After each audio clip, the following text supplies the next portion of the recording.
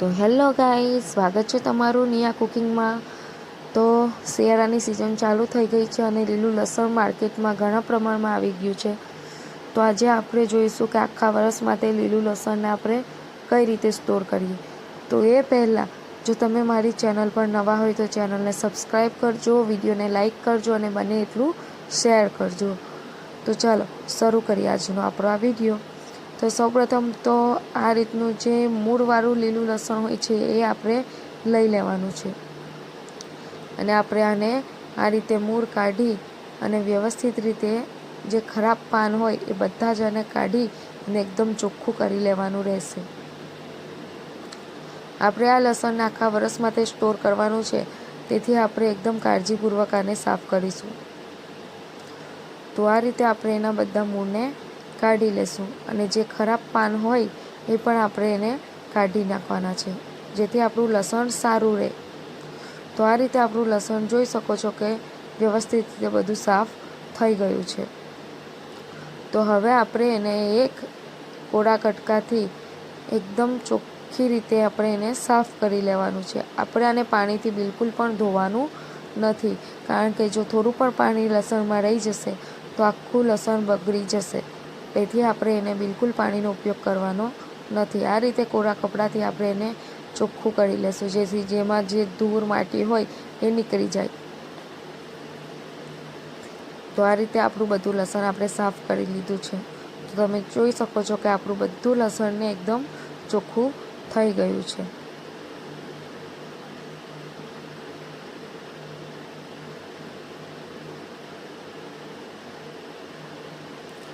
તો હવે આપણે એને કટ કરીશું। તો આ રીતે થોડા પાર્ટ્સ લઈ અને આપણે ચપ્પુની મદદથી એને બહુ નાના નથી કાપવાના, પણ મીડિયમ સાઇઝના થોડા મોટા કાપવાના છે, કારણ કે બહુ નાના કાપવામાં પણ બગડી શકે છે। તો આ રીતે આપણે એને મોટા કટ કરી લેશું।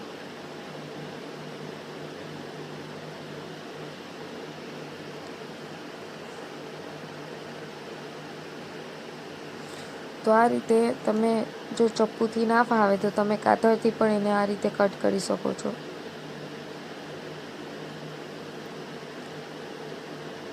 તો આ રીતે થોડું મોટું લસણ આપણે કટ કરવાનું છે।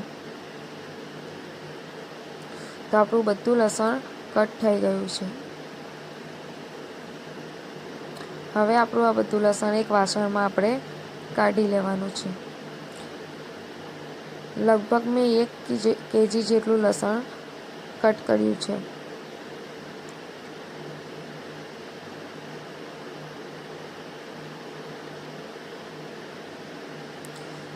તો હવે જોશો કે આવી જે ઝીપલોક થેલી માર્કેટમાં એકદમ આસાનીથી મળી જાય છે। તો આ રીતની આપણે એક થેલી લેવાની છે, એમાં આપણે આ રીતે બધું લસણ આપણું ભરી લેવાનું છે અને આપણે થેલીને એકદમ બરાબર રીતે પેક કરી લેવાનું છે। અંદર હવા પણ રાખવાની નથી, જેથી આપણું લસણ એકદમ સારું રહે। તો આ રીતે આપણું લસણ ભરી લેવાનું છે। એકદમ થેલીમાં વધારે પડતું પણ આને ભરવાનું નથી। તો તમે જોઈ શકો છો કે આપણું લસણ એકદમ ભરાઈને ફ્રીઝર થવા માટે રેડી થઈ ગયું છે। તો આ રીતે આપણું લસણને જો સ્ટોર કરીશું તો આખું વર્ષ આપણે આ લસણનો સ્વાદ લઈ શકીશું, કારણ કે આ રીતે સ્ટોર કરવાથી એ બિલકુલ પણ બગડતું નથી।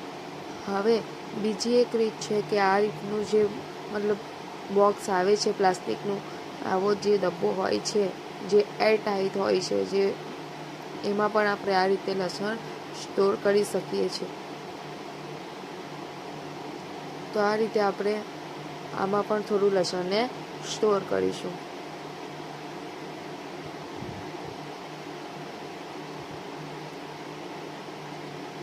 તો આ રીતે આપણું લસણ આ ડબ્બામાં પણ પેક થઈને તૈયાર છે અને આપણે એકદમ ફિટ કરી લેશું, જેથી આમાં બિલકુલ હવા ના જાય। તો તમે જોઈ શકો છો કે આપણું લસણ આખા વર્ષ માટે સ્ટોર થવા માટે તૈયાર થઈ ગયું છે। હવે આપણે એને ફ્રીઝરમાં મૂકી દઈશું અને આખા વર્ષ માટે એને આપણે યુઝ કરી શકીશું।